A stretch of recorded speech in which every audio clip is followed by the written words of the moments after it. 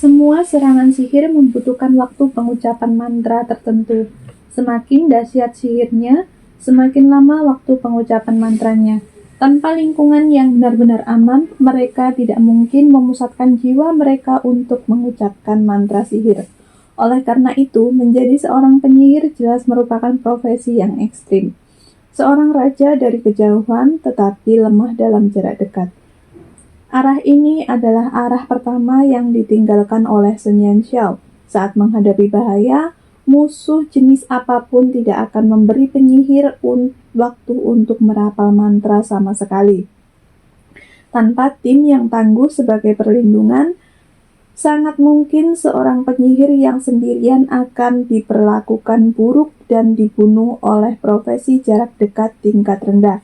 Tentu saja, seorang penyihir kelas atas akan memiliki waktu merapal mantra yang sangat lama, tetapi juga berpengalaman dan benar-benar dapat menindas musuh-musuh yang bertarung dalam jarak dekat hingga mati. Namun, ini bukanlah hasil yang diinginkan Sun Yanxiao. Dia tidak memiliki siapapun untuk diandalkan, dan dalam keadaan seperti ini, dia harus menanggung kerugian dari jarak dekat di tahap awal. Karena itu, dia sangat kurang tertarik untuk menjadi seorang penyihir. Selain itu, sudah menjadi kebiasaannya untuk melakukan gerakan-gerakan di sela-sela tidurnya. Bernyanyi yang memakan waktu dan membutuhkan banyak usaha tidak cocok untuknya. Yang kedua adalah menjadi seorang pendeta. Seorang pendeta memiliki kemampuan menyerang yang lemah, bahkan hampir tidak ada sama sekali. Namun mereka memiliki kemampuan yang sangat kuat untuk terhubung dengan alam. Dengan memanfaatkan kekuatan alam, mereka dapat menyembuhkan luka apapun. Selain itu, mereka juga dapat menggunakan kekuatan alam untuk memperkuat tubuh dan kekuatan mereka sendiri, serta orang-orang yang berada di samping mereka. Sayangnya, semua hal ini hanya memiliki efek jangka pendek. Bahkan, seorang pendeta adalah sosok yang lebih bergantung pada pendamping daripada seorang penyihir. Tanpa pendamping yang tangguh untuk diandalkan, seorang pendeta sendirian bahkan tidak mampu menghadapi makhluk iblis yang lebih lemah. Para pendeta di dunia ini memiliki sedikit kemiripan dengan dokter di era modern. Hanya saja, seorang pendeta jauh lebih misterius dan maha kuasa jika dibandingkan dengan seorang dokter. Sebelum Sun Yanxiao selesai mendengarkan, dia langsung menolak jalan yang dipenuhi dengan nuansa bunda suci seperti itu. Dia tidak ingin berdiri di belakang seseorang dan menjadi parasit yang menikmati perlindungan orang lain. Pada akhirnya hanya tersisa jalan seorang warlock.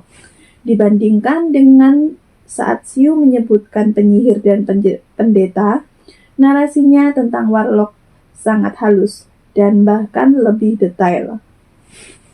Warlock adalah makhluk yang pernah ada di benua Guangming dan sangat menarik. Kemampuan serangan jarak jauh mereka tidak sehebat penyihir, dan mereka tidak memiliki kemampuan menyembuhkan luka. Tetapi mereka tetap menjadi mimpi buruk bagi banyak orang. Para warlock memiliki teknik kutukan yang aneh. Mereka tidak bisa membuat orang hancur, menjadi abu dan menghilang menjadi asap hanya dalam sekejap mata. Namun, di bawah pengaruh rahasia, mereka bisa membuat kerangka orang mati itu tidak ada. Itu seperti semacam racun tak terlihat yang jelas tak dapat dipahami. Dengan cara yang tak seorang pun mengerti, racun itu akan menghancurkan kehidupan musuh. Teknik kutukan tidak membutuhkan mantra. Mereka hanya perlu menandai simpul jari. Dalam sekejap mata, warlock bisa mengeluarkan teknik kutukan yang dapat menyebabkan musuh menjadi lemah kesehatannya. Bahkan, sampai-sampai seorang penyihir hebat pun bisa menjadi tidak mampu menggunakan kekuatan sihir apapun dan berubah menjadi sampah yang siap dibantai dalam waktu singkat. Bisa dikatakan itu adalah pilihan pertama orang yang jahat. Begitu Xiu selesai berbicara, Sun Yanxiao langsung membangkitkan minat yang sangat besar terhadap profesi yang membuat orang lain merasa merinding. Sebagai pencuri yang memiliki kekuatan ilahi, bukan menggunakan sifat bawaannya untuk memperlihatkan tubuhnya di depan orang banyak, lalu menyerbu dan menerobos garis musuh, bersembunyi di sudut-sudut gelap dan menunggu kesempatan sebelum bergerak adalah hal yang sangat ia sukai. Seorang warlock memang dirancang khusus untuknya. Kalau begitu, ini pilihanku. Seketika itu juga, Sun Yanxiao memutuskan bahwa dia ingin menempuh jalan seorang warlock yang jauh lebih luas dan terbuka. Namun, Xiu tetap mengingatkannya bahwa di seluruh benua Guangming tidak banyak orang yang belajar sebagai warlock. Itu karena di mata sebagian besar orang, warlock adalah keberadaan yang sangat gelap. Selain itu, cara mereka melakukan hal-hal tersebut sangat tercela. Klan besar manapun tidak akan mengizinkan anggota klannya sendiri untuk mempelajari profesi yang mencoreng martabat mereka. Karena orang yang benar-benar kuat harus menyambut musuh mereka secara langsung. Selain itu, alam dewa yang dihormati oleh rakyat jelata sangat membenci keberadaan profesi warlock. Itu adalah karena jalan yang paling dekat dengan kegelapan di antara 6 arah douqi dan sihir yang mungkin, dan alam dewa benua Guangming memboikot setiap kekuatan jahat yang mendekati kegelapan. Karena prasangka rakyat jelata dan tekanan dari alam dewa, praktis tidak ada seorang pun yang belajar sebagai warlock di seluruh benua Guangming. Sekalipun ada seseorang, orang itu akan menjalani hari-harinya sebagai sasaran cemoohan, diteriaki dan dipukuli oleh semua orang. Sun Yanxiao tidak mengerti mengapa profesi yang tajam seperti ini menjadi sesuatu yang menjijikan setelah diucapkan oleh orang-orang munafik ini. Tercela. Di dunia ini banyak orang terhormat yang menggunakan kata ini yang di permukaan tampak cerah dan bersih, tetapi secara pribadi tidak asing dengan melakukan hal-hal kotor. Rakyat jelata mampu menerima para munafik yang bermartabat itu, namun mereka enggan menerima profesi warlock tertentu. Kekonyolan ini benar-benar membuat Sun Yanxiao bingung, apakah harus tertawa atau menangis. Lalu apa gunanya memboikotnya? Memangnya kenapa kalau kau tidak menyukainya? Tak perlu orang lain menunjukkan jalan yang telah kupilih sendiri. Sun Yanxiao mencibir, karena dia memang bukan tipe orang yang peduli dengan cara pandang sekuler. Dia hanya akan memilih apa yang menurutnya sendiri benar dan tidak akan secara membabi buta mengikuti sudut pandang orang lain. Sun Yanxiao sangat memahami bahwa di dunia ini seseorang harus mengandalkan diri sendiri karena tidak ada orang lain yang dapat diandalkan. Ingat apa yang kau katakan hari ini, karena hanya kau sendiri yang bisa berpegang teguh pada pilihanmu. Mengenai keteguhan Sun Yanxiao, Xiu tidak lagi berbicara untuk membujuknya. Bahkan Sun Yanxiao samar-samar merasa bahwa Xiu sangat senang dengan pilihannya. Meskipun arah masa depan sihirnya sudah dipastikan, hampir mustahil untuk ingin mempelajari hal-hal tentang warlock di tempat yang sederhana dan kasar seperti ini. Bahkan jika Xiu lebih misterius lagi, ratusan tahun yang lalu, dia pun tidak dapat meramalkan bahwa orang yang akan ia tinggali akan mengambil jalan sebagai warlock. Dan tentu saja tidak akan memasukkan materi pembelajaran yang berkaitan dengan warlock ke dalam pikirannya. Selain itu, lapisan kedua dari segel 7 bintang pengunci bulan belum terbuka. Setelah Sun Yanxiao mencapai peringkat 6, pertumbuhan sihirnya dengan cepat mencapai titik jenuh. Betapapun tenangnya pikirannya saat berkultivasi, sihirnya tidak tumbuh sedikit pun. Seperti yang dikatakan Xiu, waktu ketika benda itu masih tersegel, sangat erat kaitannya dengan efek yang akan ditimbulkan jika segel tersebut dibuka. Saat ini, Sun Yanxiao hanya bisa menepis pikiran-pikiran itu dan terus berlatih di jalan seorang warlock, dan baru bisa mulai mengambil jurusan douqi. Sayangnya, Mencapai peringkat 6 dalam waktu sesingkat itu sudah merupakan kejadian yang sangat langka. Menginginkan pencapaian yang sama lagi untuk Doukinya dalam waktu yang sangat singkat sungguh merupakan kegilaan. Xiu pun tidak lagi seperti dulu ketika ia mendesak Shen Yanxiao untuk berkultivasi. Saat kereta-kereta klan burung vermilion bergerak maju menuju kedalaman lembah lava, suhu di sekitar mereka menjadi semakin panas. Jika setetes air jatuh ke permukaan, air itu akan menguap menjadi gas dalam sekejap. Bahkan binatang iblis tingkat rendah pun tidak akan berani memasuki wilayah yang membara seperti ini. Adapun orang-orang di dalam gerbong, mereka juga tahu bahwa seiring dengan meningkatnya suhu, mereka juga akan semakin dekat dengan sarang tempat burung vermilion tertidur. Shen Jiayi dan Shen Jiawei duduk di kereta yang sama. Di dalam kereta itu hanya ada seorang pelayan parubaya yang tersisa untuk melayani mereka berdua saat beristirahat. Adapun dua pengiring lainnya, keduanya tetap berada di kereta yang seharusnya dinaiki Shen Jiawei. Berapa lama lagi sampai kita duduk di dalam gerbong ini seharian? Aku lelah sekali. Aku muak makan dendeng sapi. Kalau aku terus memakannya, aku pasti akan muntah. Shen Jiayi mengerutkan alisnya saat duduk di dalam kereta. Selama ini dia sudah terbiasa hidup seperti seorang putri di klan burung vermilion. Beberapa hari perjalanan yang terburu-buru ini membuatnya merasa tidak enak badan. Seandainya bukan karena hal itu berkaitan dengan burung vermilion, dan juga karena ia memiliki kesempatan untuk memberikan kesan yang baik di hadapan sang bijak, dia pasti tidak akan mau menanggung kesulitan seperti ini.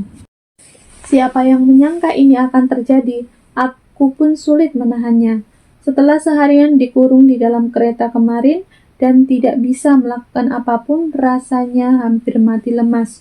Untungnya ada kau, Kak, yang menemaniku. Kalau tidak, aku pasti sudah gila. Shen Jiawei selalu mengikuti Shen Jiayi, dan karena ia tidak tahan dikurung di dalam kereta demi menahan dingin dan membosankan di dalam kereta, ia memanfaatkan waktu istirahat untuk masuk ke kereta Shen Jiayi. Tentu saja suasana tidak lagi kering dan membosankan setelah kedua anak nakal itu berkumpul. Namun, itu tetap tak tertahankan. Aku benar-benar ingin tahu bagaimana keadaan si idiot itu sekarang, terkurung sendirian di dalam keretanya. Hahaha. Dia tidak mungkin membuat keretanya berantakan sekali, kan? Karena itu memang sangat mahal. Kereta itu memang sangat mahal. Shen Jiayi melirik keluar jendela sambil mendengus. Bisa dibilang dia idiot, karena dia sudah kesulitan memakai pakaian dan makan sendiri. Sebaliknya, aku sama sekali tidak berani mengintip ke dalam keretanya karena siapa tahu seperti apa penampilannya. Kakak, kau tetap hebat, sudah membawa rombongannya ke sini sejak lama. Shen Jiawei terkekeh sambil berkata. Soal dia, apakah dia pantas mendapatkan pelayanan para elit klan kita? Jangan bercanda, karena keempat orang yang dikirim kakek kali ini semuanya adalah elit klan. Membiarkan mereka melayani orang bodoh seperti itu sama saja dengan membuang-buang sumber daya alam. Sebenarnya aku ingin melihat seberapa nyamannya dia tanpa ada yang melayaninya, namun tetap terkurung di dalam keretanya. Shen Jiayi sangat jelas bahwa dia tidak bisa terlalu terang-terangan menyulitkan Shen Yanxiao di depan sang bijak.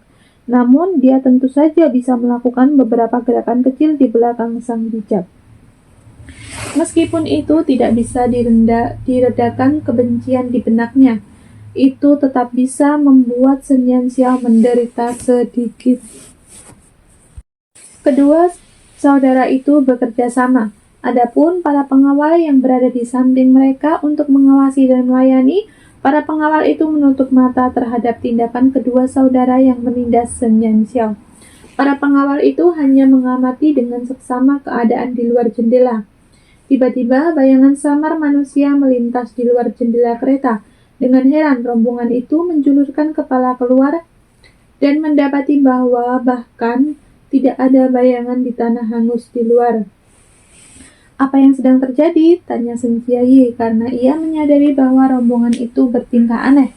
Rombongan itu terus mencari, tetapi sungguh tidak menemukan kejanggalan apapun setelahnya. Baru kemudian rombongan itu duduk kembali di tempat duduk semula dan berkata, "Bawahan ini tadi memiliki penglihatan yang samar dan tidak jelas. Untuk sesaat seolah-olah ada seseorang di luar." Senjai tertawa terbahak-bahak dan berkata, "Mungkinkah penglihatanmu kabur karena guncangan kereta? Bagaimana mungkin ada seseorang di luar? Menurut apa yang ayahku katakan, di wilayah tempat kita berada sekarang, jika seseorang tidak mengenakan baju zirah sutra es dan berjalan di luar, ia akan langsung menjadi daging kering seperti dendeng manusia. Di tempat seperti ini, bagaimana mungkin ada orang?" Para pengiring mengangguk, karena ia pun merasa penglihatannya telah kabur, sehingga ia tidak terlalu memikirkannya. Pada malam menjelang hari ketiga, 8 kereta kuda itu berhenti di depan sebuah gua yang sangat besar. Setelah menempuh perjalanan yang cukup lama dengan tergesa-gesa, mereka akhirnya sampai di tujuan. Semua orang yang telah terguncang-guncang di dalam gerbong untuk waktu yang lama dengan tidak sabar keluar dari gerbong mereka. Senjai menyadari potensi dampak buruk dari tindakannya dan mengirim kembali rombongan yang semula bertugas merawat Sun Yanxiao. Setelah dituntun turun dari kereta oleh rombongan, Sun Yanxiao memperpanjang posturnya sejenak sebelum mengangkat kepalanya dan menatap raksasa yang ada di hadapannya. Gua yang gelap gulita itu memiliki dimensi yang cukup besar, setengah ukuran sebuah gunung kecil. Hanya dengan berdiri di mulut gua, dia langsung bisa merasakan aliran panas yang tak berujung yang berasal dari dalam gua itu sendiri. Untungnya, armor sutra es di tubuhnya membantu menahan serangan panas yang menyengat. Meskipun dia masih bisa merasakan suhu yang biasanya akan memanggang orang. Sebenarnya itu tidak terlalu menyebalkan. "Silakan lewat sini," kata rombongan yang berdiri di belakang. Di pihak Sun Yanxiao, meskipun rombongan tahu bahwa nona muda ketujuh ini tidak akan mengerti kata-katanya, mereka tetap merasa sedikit hormat kepada Sun Yanxiao di hadapan sang bijak.